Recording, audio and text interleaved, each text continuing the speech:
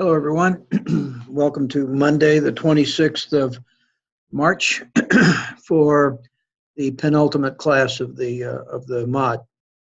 I wanted to go over what still needs to be done, and then talk a little about scheduling mock interviews. I have 2 of the 5 of you scheduled. I'm working on 2 of the others, and one of you has yet to let me know what your availability is, so I need to know that as well. The last week, we had several assignments. I haven't graded them all yet, so don't be anxious. I've been working at it, but I've also been putting a little more emphasis on trying to figure out interviews. The body language and interview dress assignments are important. So I want to make sure that everyone actually does them. Some of you have, some of you have not. Please do them. This week, what I would like you to note is that I have an assignment here, final resume and cover. It's a 0-point assignment. I need you to put these into the submission box for this assignment, if you haven't already, so that I can pass those along to our interviewers. They need to see these things because they're going to be treating it like they've read your interview materials and are ready to talk with you about a job. So we need to have that. The portfolio assignment really is something that I just want to discuss a little bit. It is an assignment that is your sort of working tools when you're actually in an interview situation or in a job application situation.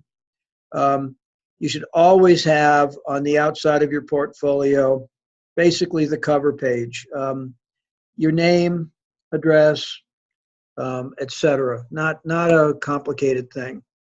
The reason you want a cover page is that you want, that's if someone happens to be seeing you with it, that's all you want them to see. Inside will be your cover letter, your resume, a thank you letter draft. Obviously, you're going to personalize this for every single interview you take. Any letters of recommendations you have, certifications, copies of certifications. You may want to have a copy of your transcript from the school in case someone wants to know some things off it, like your GPA maybe. Any awards, and that includes things like Rad Student of the Mod or Rad Student now of the Quarter. Any of those that you have should go into this portfolio. Of course, your reference list, and then filed away with it is your master application. You're not necessarily going to be leaving your portfolio with you, but the master application is not anyone's business but yours. They don't need your long list of jobs. They don't need your long list of addresses, etc. Or if they do, then you'll know why.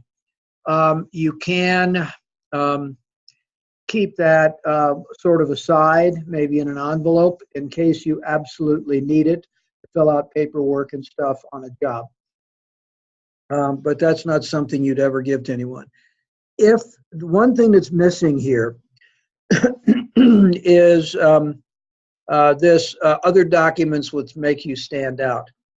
If you were, say, okay, let's just say my daughter's degree is in theater. What she does is design and build sets, among other things. She's also an extremely talented director, but she loves getting her hands dirty.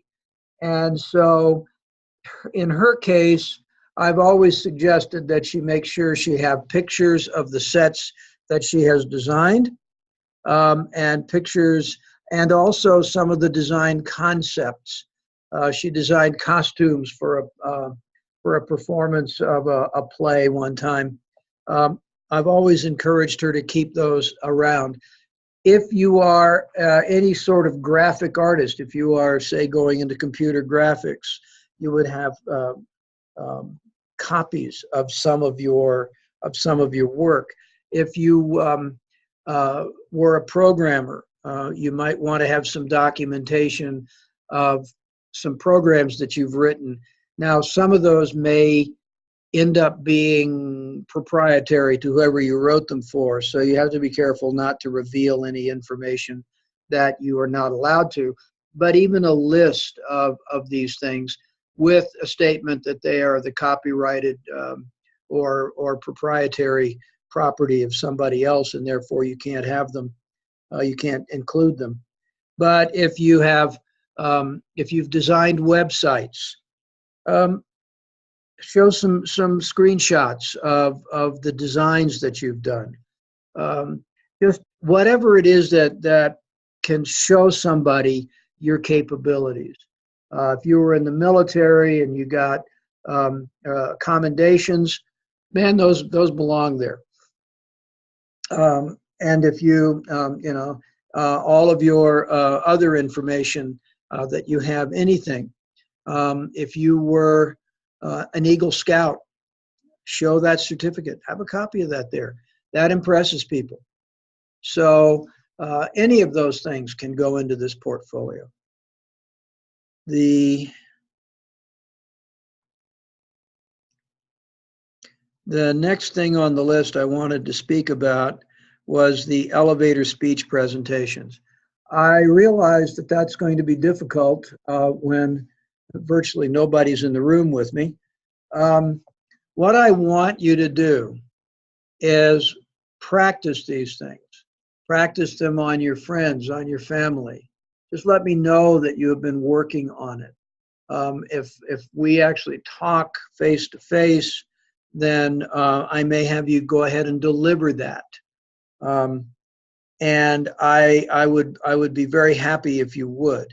But I really want you to remember that that's an important thing to have down pat. And remember what I said, the elevator pitch, the elevator speech has to sound natural, not like you are reciting some lines from a book kind of thing. And there should be animation in your voice. You should sound really excited for the opportunity to be able to give this.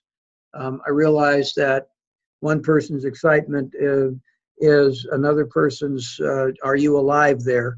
But it's your attitude and it's the way you come across. It's the sound and timbre of your voice. That's important. So practice that. And if we do happen to have any sort of direct conversation, I'll have you deliver it. Mock interview. The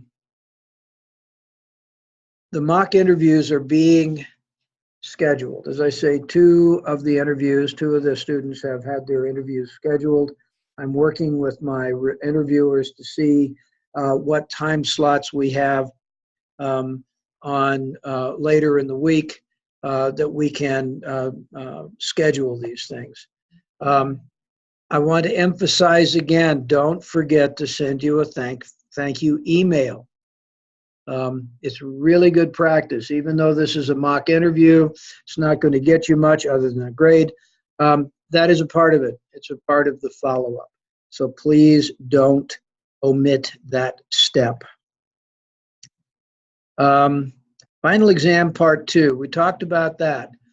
Final exam part 2, millennials in the workplace. I hope you guys have started on this.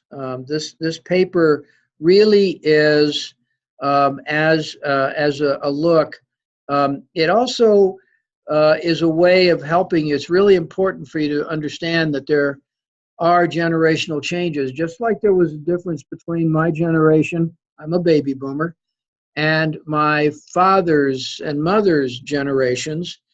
These were the people that lived through, in many cases were born before World War I, lived through that war, probably as children. My dad was born actually in 1916.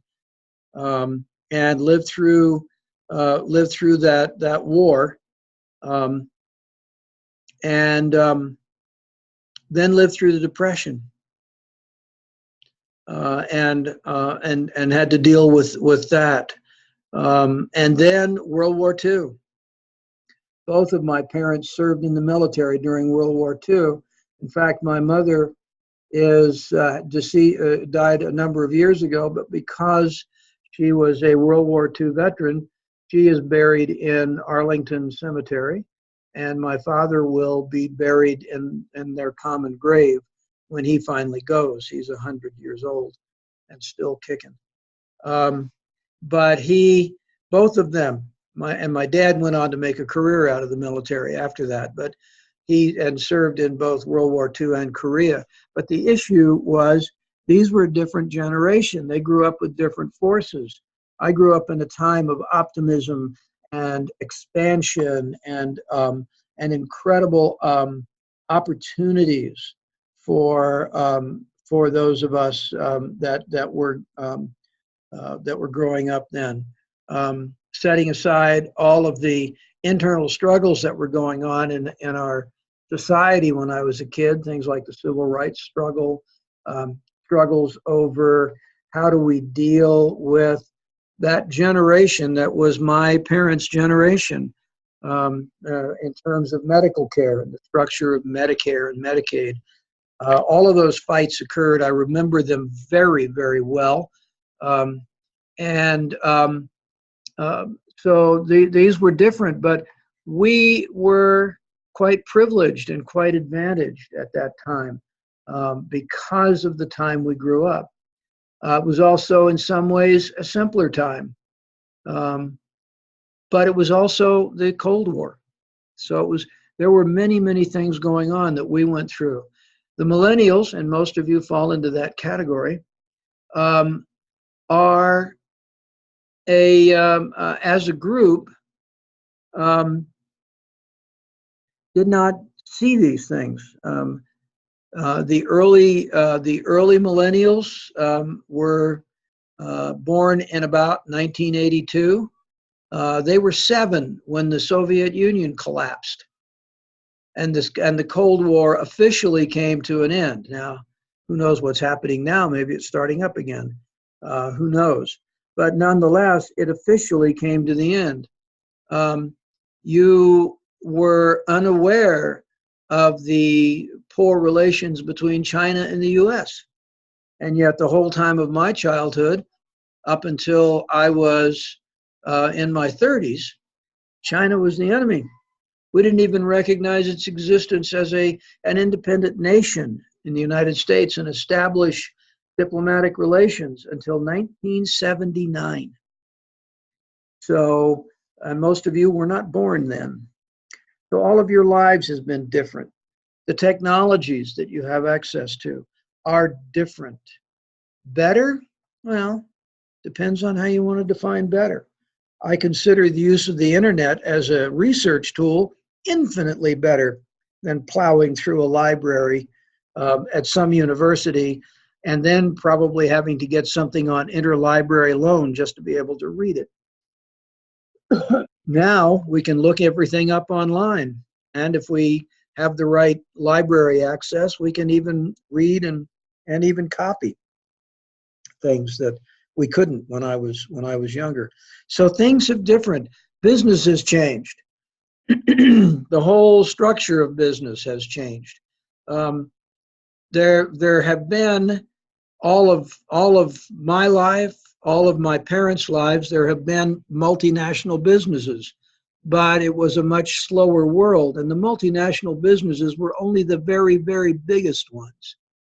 The shipping companies, the large manufacturing companies like GE and others. Nowadays, it's easy to be a multinational company. My daughter's fiance is an Australian, has his company there. He has a multinational company. We have a branch here in the United States. So, and he's a one-man operation. So things have changed enormously. The workplace has changed. There was a time when you would not see people of color in a lot of jobs. You would not see women in a lot of jobs. And now things are different. There was a time when you went to work, you worked for 30 years, you got your gold watch, you retired, you had your pension, and you lived a comfy life until you died. Those times are gone. Very few businesses now still have a pension structure, and many of those are legacy businesses, like friends of mine. Number of friends of mine in the automobile industry worked in Ford and GM and Chrysler, and they're retired now, and they have very nice retirement packages. I don't know that those companies are still offering those. In fact, I would doubt it. But they were stuck with what they had already negotiated. Unions were another source of this. When I was a kid, unions were strong. The United Mine Workers, the automobile workers, the steel workers unions, the service industry union, and so forth. Were very potent forces, and they took care of their workers, and they made sure that the workers had pensions and they had benefits. Now, unions have become pretty thoroughly emasculated, most of them. There's still a few, but most of them have lost their clout, partly some to their own fault from the corruption that they involved in, but a lot of it had to do with a societal attitude that went decidedly anti-union in my lifetime. And so that's changed. So the workplace is very different. The idea of working remotely was not on the table when I was getting my education. In fact, it was pretty much not on the table until until the internet really came into existence, because remote work meant that you traveled a lot. You were a traveling salesman or something like that. Excuse me.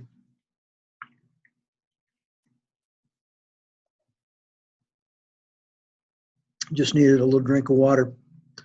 So what I want you to do is not blow this assignment off. First off, it is worth 100 points. In other words, 5% of your grade. And so it's worth looking at. Plus, it's worth looking at how we analyze changes in the workplace, because I guarantee you that when you get to a point in your career where you are the elder statesmen, stateswomen at your companies, the people who have been there and are close to retirement, or maybe you're not planning to retire. One of the things that you may want to consider is how you would deal with major changes in the workplace. The problem, as I said before, the future always happens further, faster, and in a different direction than we ever dreamed. So we can't predict what the future will bring us. We can't predict whether or not AI will catch up to us and start taking a significant role. Nor can we predict political whimsy and unexpected socio-political upheavals, but that will affect business. We're watching now one of the struggles with one of the most far-reaching of the business arrangements, or I should say intergovernmental arrangements, the European Union, with Britain looking like increasingly like they will go ahead and pull out, something that I had at one point thought was very unlikely because of the impact it would have, but it looks like that's what's going to happen. That is their choice. But the European Union itself was one of the most far-reaching economic arrangements that we've ever seen. And it has really been to the advantage. Now what we're seeing is other economic arrangements. NAFTA, our current administration is talking about making major modifications. That will change the way business is done again, if it happens. Pulling out of the Trans-Pacific Partnership has not affected the Trans-Pacific Partnership. In fact, all the countries that were involved in it, except the US, are signing that treaty. So that's a reality, and China is going to lead it. The other thing to recall or to think about is that China and India are two very quickly rising powers. China, obviously, is a tremendous power economically in the world, and as an economy, is going to eclipse ours. Certainly by the middle of the century, maybe a lot sooner. India may also do so at the rate it's growing, if it can keep its own internal sectarian mess from tearing it apart. But India too is rapidly growing. China has more people in the upper middle class than we have people in our country. So business is changing. Business is going to change, and it's going to change big in the next few years simply because of that. So think about that. Think about how you, as a millennial, are going to have to deal with it. And I'm not asking you to write a dystopian novel here, but think about what the future might bring. I'd be very interested in hearing that. I have my own ideas. I gave you a little of it last week about the so-called differences, which are some substantive between the baby boomers and the millennials. There are some substantive differences, but not. But there are also some parallels that really need to be thought about. So that's your final exam, part 2. Let's talk about negotiating salary. Negotiating salary is something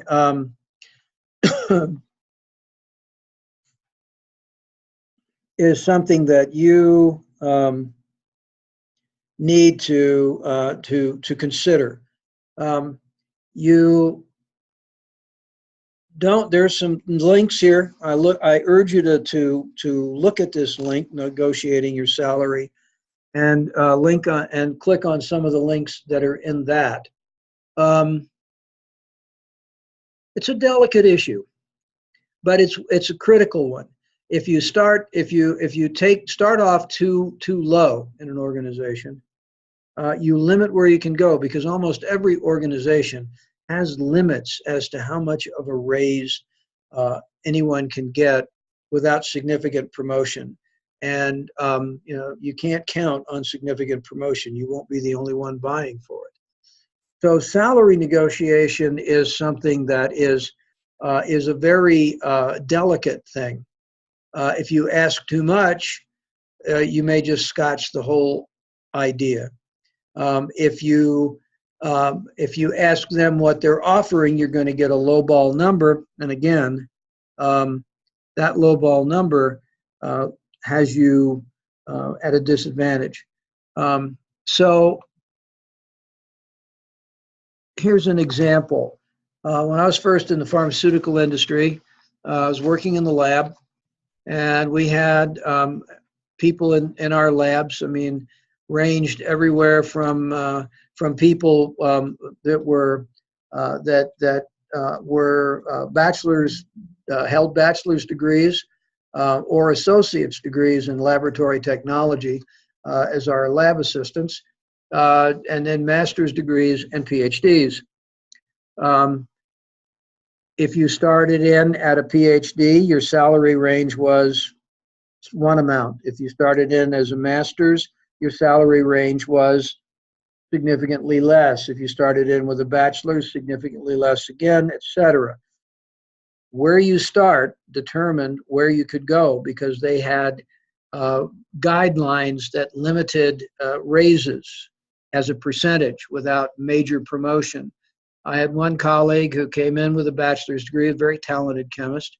He went to night school and spent about 6 years getting his PhD. They gave him a 10% raise.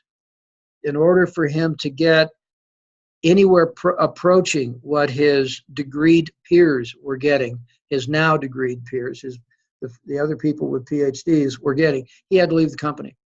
He had to go someplace else where he was starting in with on their scale, where he was not an entity that had history, and like we all, a little bit of baggage at the company. So what you don't want to do is start too low, but what you also don't want to do is sound like you think you're worth gold when they think you're more like kind of tarnished silver, until they can help polish you up. So one guideline is never be the first to offer a number. If someone says, "What salary are you expecting?" There are lots of ways. What you need to do ahead of time is do some research on various places. Indeed.com, LinkedIn, I think, and others have salary calculators, and they have some pretty good data about what people in specific kinds of positions are making. Be careful that you have comparable positions. Don't go in there with a master's degree in chemistry and decide to look at the salaries of people with PhDs and 10 years experience. Don't use that as your baseline. Look for something that's close to what you are doing. You may have to be a little thoughtful about that, because some of you are going to be looking at things that there's going to be limited data on, if any. Remember early on in the program, in this class, I said that in 5 years, there's a good likelihood that some of you will be doing something that doesn't even exist today. So it's very hard to know that. So you want to be careful about what you select as your parameters. But you can get some good guidelines. Get a range. Look at that range. See what you can see about salaries in the company. Now, they're very closed-mouthed about this. If they're public companies, they have to publish the salaries of their senior executives, the compensation packages of their senior executives, but not the rest of the people. So you can, if you are, you can turn around and you can say, I will, you can ask what their range is, but remember, when you ask them, expect to get a lowball figure. It's to their advantage. That's why you don't want to throw the first number out. If the first number is too low, they're liable to say, "Oh, well, I think we can do that. Yeah, okay. I'll talk to the bosses. I think we can do that." If you throw out a number that's too high, you're going to get dead silence while they figure out how to shuffle you out the door, because you're out of their guidelines. Listen to them when they ask that question. Respond in a way that allows a negotiation to occur. If they make the first offer, it's almost certainly going to be a lowball offer. Don't be afraid to negotiate up. Don't be afraid to say, that's at the bottom end of the scale for this position, and show them the data. Don't be afraid to show them what your research has done. First off, that will impress them that you've actually done all the research. And second off, that boxes them in as well. So salary negotiation is delicate. When you are, but don't just look at the day-to-day wages. You need to look at the package that comes with it. If the salary, if the offer includes a benefits package that has a significant company contribution to a 401k, say, then that's additional compensation, and it's long-term. And once you're there for a year, it's yours. usually. So that's an extra, whatever it is. Companies generally will match anywhere from 1 to 5%, if they match at all. It could be zero, obviously. What kind of health benefits do they offer? If you happen to be among those the healthy who have no medical problems, that may not mean a whole lot to you now, but just ask yourself, what's it going to mean to me in 15 years if I'm still with the company? Whether you think you will be or not, because you don't know where you'll be. You might be with the company 30 years. You might be with the company no time at all. When I first went into the pharmaceutical industry, I thought, well, I'll be here in North Carolina, which was where I was when I started. I'll be here for a couple of years, and then I'll go, some other place, maybe California, maybe the Northeast, whatever. 20 years later, I was still there. Never thought that would happen to me, but I was still there 20 years later. And so you just don't know what the future is. So look at the whole package. What are the other benefits? What are the vacation time? Maybe you're not a person that likes a lot of vacation, and I didn't think I was until I started traveling, and then I realized, yeah, I like vacation. I like to go places. So I think you need to look at what that is. What other benefits are there? Educational benefits. Will they pay for your schooling if you go on for an advanced degree? That can be worth a fortune. But what is it going to cost you? Does it mean you have to give 2 years back to the company for every year they paid for school? That's a possibility. Find out what that is. So salary compensation is one thing. Plus, quite frankly, the other part is it a job that you are going to absolutely love, or you think you will? Is it a job that you really want to do? Is it a job that's going to give you really tremendous experience? That is worth some money as well. If you're going to get a tremendous boost to your skill set and learning on the job, that's worth something, even if the salary is a little bit less. Obviously, the salary has to be enough for you to be able to live, you and your family, be able to have a place to live, have enough food, clothing, some money to save, and pay off your educational loans and anything else that you may be faced with dealing with. Obviously, what you want is a salary that at the end of the day will leave you with some money in your pocket for you to use the way you will. Obviously, I'm still of a generation that believed in actually saving. So, what you want to do is something that allows you to build up some assets. So that's another critical portion of it. Take a look at the salary and see if it's reasonable given the cost of living. It's not inappropriate to ask about cost of living wherever the company is, if it's not local to where you already live. It's not at all inappropriate to do that. But if you're negotiating a salary, try to get them to put the first number on the table and talk it up from there. But again, when they put the first number on the table, make sure that you have on paper what the benefits, what the non-direct compensation benefits are going to be, meaning health insurance, retirement, savings plans, and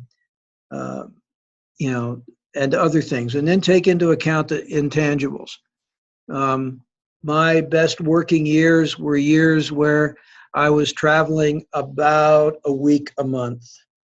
When it got to be more than 2 weeks a month, that really deteriorated it. I never saw my family, and this was when my daughters were growing up. So I Yeah, what you want to do is look at one of the intangible benefits. Um, being able to learn, being able to save, um, and being able to have things like health insurance. So that's basically really what I wanted to say about salary, because salary is critical, um, is very critical. There's a couple of things. So you want to do that. You want to look at that, negotiating your salary. Um, and then there's a link in there to something about setting the record straight on your salary negotiations. Read that too. But go in equipped. Do the research. Find out what normal pay is. Don't be surprised if it's lower than you'd like. That's just the way the world is now. And obviously not in all fields. But we're not all going to go out of here with the salary of a rock star. And we're not, of course, we won't have the burdens either, but we won't all go out of here with gigantic salaries. And during your career, your salary may not ever top six figures, depending on what you do. But don't make sure of that by starting off too low. And again, it depends on your degree and demand. For those of you in IT,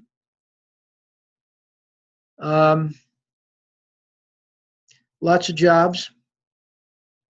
But one of the things that you don't hear about too much, and I don't know if there's any interest in this at all or not out of any of you, but Europe is crying for IT people, and they're paying well. So you may want to think even about relocating out of the country if that's of interest to you. So think about that as well. There are lots of alternatives. But knowing, going in with a bit of ammunition is the critical part of this. I had a couple of jobs offered to me that were negotiated through a headhunter. The nice thing was the headhunter took the lead on negotiating salary, because the salary that I received was the basis of his commission on the job if I took the job. So it was in his best interest to negotiate things up. And in a couple of other cases, I did my own negotiations, and I think improved the offer, but it was never, you never get what you actually think you really want and are worth. But just remember that you're dealing with people who want the best of services for as little as they can get away with paying. We all know that. When we go out and negotiate to buy a car, we're trying to get the best car we can without paying through the nose. And we will spend sometimes hours negotiating. I had that experience a number of years ago. Went to buy a new car, a new van, for my wife's daily work, and our daughters were at this point starting to drive, so we ended up buying two cars. And we get through, we were negotiating, and we got down to the end, and I said, okay, what are you going to give me for a package deal that I'm paying you cash for? Well, they didn't like that, because of course they wanted to finance it and get all the interest. And I said, no, I'm going to give you cash. You can give me a discount. Ultimately, they did knock about $1,000 off the package price, which was not as much as I wanted, but it was sure a heck of a lot better than I was paying. So you have to know where you're starting. And when you're the buyer, which is what the employer is, they're buying your services. When you're the buyer, you have a lot more clout than the seller. because the buyer can always walk away. The seller doesn't want to. So, so don't be too ambitious, but don't sell yourself short. If you know anybody in the field, ask them what salaries are. Even though companies talk about, oh, we don't tell our people, we don't talk about salary, everybody knows what they make. And a lot of times, and a lot of times they will talk to you about what it is you can have. So again, be careful. That's also, remember that salary negotiation is not something you want to start with. You don't walk in saying, what are you going to pay me on your first interview? The issue that you're going to walk in is your interview is to determine on both sides whether or not you want to work together. Either of you can walk away from that point. There is nothing that ties you to each other just because you've had an interview and maybe they've flown you to San Francisco for this interview and put you up in a nice hotel and paid for a nice meal and so forth. You owe them nothing for that other than if you take the job doing the best you can. So remember that when you're actually negotiating for a position, wherever it is, the last thing you're going to talk about is salary. You want them to want you enough to pay for you. And if you mention salary too early, you may get yourself rejected as somebody who's just interested in the money. That may work at an investment bank. It doesn't work in a professional setting. Now, I don't mean to say that investment bankers are not professional. It's just that their motivations are different. I'm having dealt with a number of them over the years. Their motivations are very different. And at their level, that's one of the things that is important to them. But at this point, be careful about this. Don't ask them what they're willing to pay. Don't ever do that. And have an idea so that if you go in, and let's just say that the position you're looking for has a starting salary from data that you can find that's $22 to $26 an hour. Okay, just making that up. In that area, if they come in and they offer you 18, you're perfectly legitimate to say, well, according to the data I've been able to locate, the average salary for this position is 22 to 26, or the salary range reported is 22 to 26. And this is from salary surveys that these people send out. And so you can say at that point, I think I'm worth 24. And at that point, first off, they've decided they want to work with you. Second off, you've decided you want to work with them. And now it's just haggling. It's just negotiating over the price. So let that go until the end. Now, you may find that the job description will have a salary range in it. And that's fine. That gives you a starting point. But you still want to check and see what you can find about salary ranges for that position in that area. If you're out in the middle of North Dakota, you're going to get a lower salary than if you're in Chicago or any of the other big metropolitan areas. Sean, you're in Chandler, so that's the Phoenix metropolitan area. Salaries are going to be different there than they are in, say, Silver City, New Mexico. So keep that in mind. So that's what I wanted to say today about salary. Now, I'm going to be working on the schedule for the next the next set of interviews so that we can get these done. I may be proposing times that may present some challenge to you, and I apologize to that.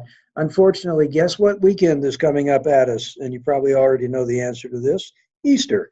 So a lot of people are out of town or have family in town, and it'll be hard for them to have time on the weekend to do this. If we end up going into the weekend, I will be talking with our dean and explaining why I may not have a final grade by the end of the weekend. If we have to take this to next week, that's not ideal, but I'm willing to do that if that's what needs to be done. But I really want to get these done as much as possible this week and be ready to let everything go on this course. So I still appear to be alone on this presentation. So Ashley and Bree, your interviews are tomorrow and Wednesday. I will be here to start them both, and then I will leave the room. I feel that your instructor is an impediment to an open conversation. So I will leave the room and leave you with the interviewer. I will be sending the interviewers your documentation this afternoon. And as for Sean, Alex, and Dion, I will be in touch with you by email with some suggested times for an interview, and we'll just have to figure out exactly how we're going to pull that off. I would like to have them be recorded, and if possible. So we'll do that if we can. So that being said, if you have any questions, email them to me. Please get those final documents to me as soon as possible. I sent comments on all of your materials to each of you individually, your second drafts. So please get those cleaned up and back to me in the week 4 final document submission. So I enjoy this class. I'm sorry we didn't have a lot more direct interactions, but I want to thank you all for your plugging at this work. It's always nice to watch the improvement that all of you have shown in everything you've done. So I think you'll do fine in the mock interviews, and then with degree in hand, you'll do fine out in the workplace. So until Wednesday, I'll be online briefly on Wednesday as well. Please be working on putting your portfolio together and final exam part 2. So until tomorrow, or until Wednesday rather, I'll sign off and be back in touch with you then.